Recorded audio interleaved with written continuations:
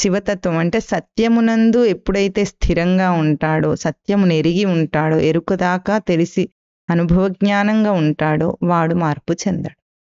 బయట నాటకం బయటిది ఉంటుంది, కానీ చెలించటం అనేది ఉండదు మనిషికి. ఎందుకంటే దుఃఖం అంటే ఏమిటి? ఉన్న స్వరూపానికి చంచల స్థితి. ఇప్పుడు ఎట్లాగైతే ఒక నీటి మడుగులో ఎందుకు మనకు ప్రతిబింబం కనిపించకుండా ఉంటుందంటే కదులుతూ ఉన్నాయి కాబట్టి నీరు. అట్లాగే మనస్సు చంచలంగా ఉండటమే దుఃఖము సుఖము రెండు కూడా మనస్సుకు చంచల స్థితులు.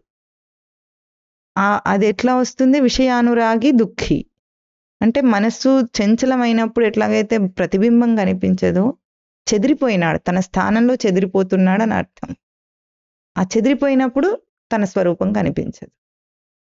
ఏ రకమైనదైనా ఇక్కడ దుఃఖి అని చూపించారని దుఃఖం వస్తేనే అని కాదు, ఏ రకమైనది కలిగినా సరే వాడికి తను ఉన్నట్టు ఉండకుండా ఏది కలిగినా అది విషయానురాగం అని అర్థం చేసుకోవాలి. సుఖమైన విషయానురాగమే కదా, సంతోషిస్తున్నాడంటే అంత అనురాగం ఉంది దాని మీద అని, అంతే కదా. మనకి ఇష్టమైన వాడి ఇంటికి వస్తే చాలా ఆనందిస్తాం, వాడు వెళ్ళిపోతే బాధపడతాం. ఎందుకు? వాడి మీద అనురాగం ఉంది కాబట్టి. వచ్చినప్పుడు సంతోషమైన తీవ్రము, విడిచినప్పుడు దుఃఖమైన తీవ్రం. ఎందుకు? దాని మీద మనకు ఆ అనురాగం ఏర్పడింది కాబట్టి. బాగా గుర్తుపెట్టుకోవాలి, తన స్థానాన్ని ఎవరికి అప్పివ్వద్దు, అరివివ్వద్దు.